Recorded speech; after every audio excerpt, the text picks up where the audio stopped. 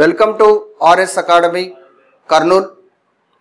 Biology session పార్ట్లో భాగంగా మనం ప్రతిసారి కూడా ప్రీవియస్ ఆర్ఆర్బి ఇంపార్టెంట్ క్వశ్చన్స్ అయితే మనం తెలుసుకుంటున్నాం. అదేవిధంగా ఈరోజు సెషన్లో ఎక్స్క్రీటరీ సిస్టమ్ విసర్జక వ్యవస్థ నుంచి ఆర్ఆర్బి ప్రీవియస్ బిట్స్ వేటినైతే అడిగారో ఒకసారి మనం క్లియర్గా వాటిని తెలుసుకుందాం. సో ఒకసారి క్వశ్చన్ అయితే క్లియర్గా చూడండి. Each kidney has a large number of filtration units called dash. So there is options neurons, nerves, nephrons, nucleus. So మనం క్లాస్లో క్లియర్గా చెప్పుకున్నాం. సో కిడ్నీస్లో మనకి 1.3 to 1.8 మిలియన్స్ ఆఫ్ నెఫ్రాన్స్ ఉంటాయి. ఇవి బ్లడ్ని ఫిల్టర్ చేసి యూరిన్ అనేది ఫార్మేషన్ జరుగుతుంది. అంటే ఏంటివి ఇన్వాల్వ్ అవుతున్నాయి ఇక్కడ మనకు మెయిన్గా అంటే nephrons. These are called as a structural and functional units of kidney. So ఇక్కడ మనకు ఆప్షన్స్ పరంగా కిడ్నీకి సంబంధించి ఏమున్నాయి చూడండి. న్యూరాన్స్ కాదు, so it is completely so మెదడుకి సంబంధించినది నర్వస్ సిస్టమ్ కింద వస్తాయి. Next nerves followed by nephrons and nucleus. So the answer is nephrons, right answer. The structural and functional units of kidney is called nephrons. The scientific study of kidneys is called nephrology. Next question చూద్దాం. Nephron is associated with, so దేనికి సంబంధించింది? So nephron అనేది వేటికి సంబంధించినది? Respiratory system no, nervous system no, circulatory system no, excretory system yes. So ఎందుకు excretory system కింద మనం ఏం చదువుకుంటాం? సో క్లియర్గా కిడ్నీస్ గురించి తెలుసుకుంటాం. అదేవిధంగా కిడ్నీ యొక్క internal and external structure. So కిడ్నీలో ఉన్నటువంటి నెఫ్రాన్స్, సో నెఫ్రాన్ యొక్క ఫంక్షన్స్. సో ఏం జరుగుతుంది? Glomerular filtration followed by reabsorption and reabsorption of water and secretion, finally excretion of urine అనేది ఈ సిస్టంలో మనం తెలుసుకుంటాం. సో ఇక్కడ మనకు అడిగినటువంటి క్వశ్చన్ ఏంటంటే nephron is associated with, it is a excretory system. So విసర్జక వ్యవస్థకు సంబంధించినటువంటిది. నెక్స్ట్,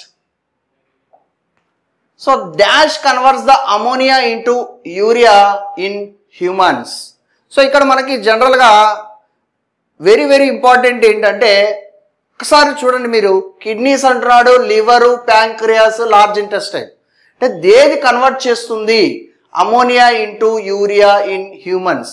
యాక్చువల్లీ ఇక్కడ మనకు కాన్సెప్ట్ ఉంది, ప్రీవియస్గా కూడా మనం డైజెస్టివ్ సిస్టంలో చెప్పుకున్నాం. సో ఏం జరుగుతుంది? లివర్ యొక్క ఫంక్షన్స్లో ఒక మెయిన్ ఫంక్షన్ ఒకటి చెప్పుకున్నాం.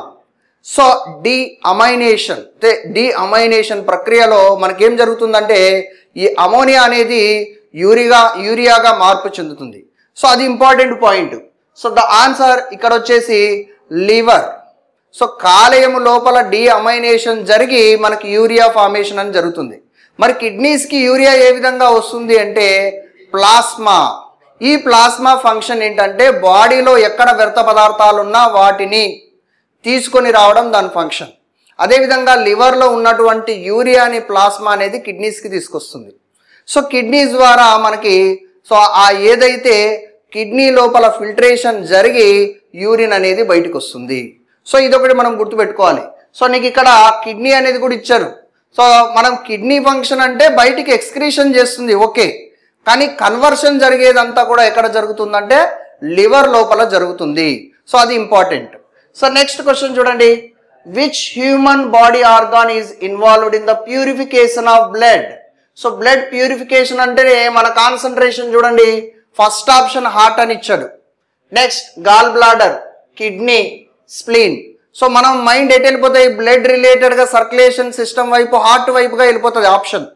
కానీ బ్లడ్ అనేది ప్యూరిఫికేషన్ జరిగేది కిడ్నీలో ప్యూరిఫై అయ్యి ఫిల్ట్రేషన్ జరిగి సో మనకి కిడ్నీస్ గుండా ఎక్స్క్రీటరీ ఆర్గాన్ అయినటువంటి సో ఏవైతే నెఫ్రాన్స్లో యూరిన్ ఫార్మేషన్ జరిగి యూరిన్ అనేది బయటకు వస్తుంది. సో బ్లడ్ ఆక్సిజనేషన్ జరిగిన డీఆక్సిజనేషన్ అంటే మనకు లంగ్స్కి వెళ్ళిపోయి లంగ్స్ నుంచి మళ్ళీ గుండెకి వచ్చి ఆక్సిజనేటెడ్ బ్లడ్ డిఫరెంట్ ఆర్గాన్స్కి వెళ్ళిపోతుంది. కానీ ఇక్కడ ఏమడుగుతున్నారు, which human body organ involved in the purification of blood. So blood filtration, blood purification. So ఇది కన్ఫ్యూజ్ కాకుండా పెట్టుకోవాలి. సో ఇక్కడ మనకి యాక్చువల్గా కిడ్నీ అనేది ఏం చేస్తుంది అంటే ఫిల్టర్ చేసి అందులో ఉన్న వ్యర్థ పదార్థాన్ని బయటికి విడుదల చేస్తుంది. Next, so nephrology is associated with. So nephrology అంటే వేటికి సంబంధించింది? So nephrology is related to so liver కాదు, లంగ్ కాదు. So the right answer is kidney. Duodenum కూడా కాదు. సో నెక్స్ట్ చూడండి, kidney failure is treated periodically on a kidney machine. The process is known as. ఇది important. So ఒకవేళ kidney failure జరిగింది, so ఏం చేస్తారో జనరల్గా దీనికి సపరేట్ ట్రీట్మెంట్ ఉంది. సో ఆప్షన్స్ చూడండి, హీమోడయాలసిస్ అంటున్నాడు, మెటబాలిజం, సర్క్యులేషన్, ఎక్స్క్రీషన్. సో యాక్చువల్గా కిడ్నీ ఫెయిల్యూర్ జరిగితే మనకి చేసేటువంటి ట్రీట్మెంట్ వచ్చేసి dialysis treatment. So kidney function ఏంటి? ఫిల్టర్ చేసి యూరిన్ ఫార్మేషన్ చేసి ఆ వేస్ట్ మెటీరియల్ని బయటికి పంపించడం. సో ఇక్కడ ఫంక్షన్ వచ్చేసి మిషన్ ద్వారా జరుగుతుంది కాబట్టి ఆ మెథడ్ ఏమంటారంటే హీమోడయాలసిస్ అంటాం. ఈ హీమోడయాలసిస్ పద్ధతి ద్వారా మనకి ఆ రక్తం ఫిల్ట్రేషన్ జరిగి యూరిన్ ఫార్మేషన్ జరిగి యూరిన్ అనేది బయటికి వెళ్తుంది. So these are the various important bits in the excretory system. ప్రీవియస్గా ఆర్ఆర్బిలో మనకు అడిగినటువంటి ఇంపార్టెంట్ క్వశ్చన్స్ని మనం ఈ సెషన్లో అయితే తెలుసుకున్నాం. సో ఇదే విధంగా మీరు టాపిక్ని పూర్తిగా చదివి బిట్స్ ప్రాక్టీస్ చేసినట్లయితే ఈ పర్టికులర్ సిస్టమ్ నుంచి ఎటువంటి బిట్ అడిగినా మనం తప్పు లేకుండా ఆన్సర్ చేసుకోవడానికి అవకాశం ఉంటుంది. సో అందరికీ ఆస్పిరెంట్స్కి అందరికీ కూడా ఈ వీడియోని చూడండి, లైక్ చేయండి, తర్వాత సబ్స్క్రైబ్ చేయండి, అదేవిధంగా మీ ఫ్రెండ్స్కి షేర్ చేయండి. Thank you so much. So next question చూడండి, which are the following is not a part of human excretory system. Human excretory సిస్టమ్కి సో ఈ కింది వాటిలో ఏది చూడండి ఒకసారి, collecting duct, glomerulus, Bowman's capsule and bronchiole. అంటే ఇక్కడ ఏమంటున్నాడు, విసర్జక వ్యవస్థలో భాగం కానిది ఏది? సో కలెక్టింగ్ డక్ట్ అన్నాడు. సో మనం యాక్చువల్గా స్ట్రక్చర్ చూసినట్లయితే ఇక్కడ క్లియర్గా తెలుస్తుంది మనకి. సో ఏమేమి వస్తాయి మనకి, ఫస్ట్ వచ్చేసి సో బౌమన్స్ క్యాప్సూల్ అనేది ఈ విధంగా బౌమన్స్ క్యాప్సూల్ అనేది ఉంటుంది. సో తర్వాత దీని లోపల మనకి ఏముంటుంది, గ్లోమరులస్ అనేది ఉంటుంది. సో అదే విధంగా నెక్స్ట్ కంటిన్యూషన్. సో ఈ ట్యూబ్ని ప్రాక్సిమల్ కన్వల్యూటెడ్ ట్యూబ్యూల్, తర్వాత ఇక్కడ వచ్చేసి లూప్ ఆఫ్ ఎన్లీ యూ షేప్లో ఉంటుంది. తర్వాత దీని తర్వాత మనం చూసినట్లయితే డిస్టల్ కన్వల్యూటెడ్ ట్యూబ్యూల్. ఫైనల్గా మనకి కలెక్టింగ్ డక్ట్ అనేది ఈ విధంగా ఉంటుంది. సో ఇది కలెక్టింగ్ డక్ట్. ఇక్కడ మనకు క్వశ్చన్ ఏమడిగాడు ఒకసారి క్లియర్గా చూడండి. సో ఇందులో మనకి ఏమడుగుతున్నాడు, which are the following is a not a part of human excretory system అన్నాడు. సో కలెక్టింగ్ డక్ట్ చూడండి. సో ఇక్కడ ఉన్నటువంటి కలెక్టింగ్ డక్ట్ అనేది మనకి యాక్చువల్గా నెఫ్రాన్ స్ట్రక్చర్లో ఉంది. తర్వాత నెక్స్ట్ గ్లోమరులస్. సో ఇది glomerulus. Next Bowman's capsule. So ఈ పార్ట్ అంతా బౌమన్స్ క్యాప్సూలే. సో నెక్స్ట్ బ్రాంక్యూల్ అన్నాడు. సో బ్రాంక్యూల్ అనేది మనకి ఇక్కడ ఎక్కడ కిడ్నీ యొక్క స్ట్రక్చర్లో కానీ నెఫ్రాన్ యొక్క స్ట్రక్చర్లో ఎక్కడ రాదు.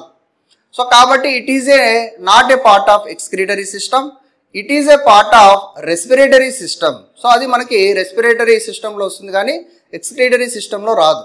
సో యాక్చువల్గా స్ట్రక్చర్ ఆఫ్ నెఫ్రాన్లో మనకి ఈ భాగాలు ఉన్నాయి. గ్లోమరులస్ ఉంది, బౌమన్స్ క్యాప్సూల్ ఉంది, proximal convoluted tubule, loop of Henle, distal convoluted tubule, followed by collecting duct. So ఈ విధంగా మనకి క్వశ్చన్ అయితే అడిగారు. సో ఆ క్వశ్చన్స్లో పర్టికులర్గా మనం క్లియర్గా అయితే చెప్పుకోవడం జరిగింది.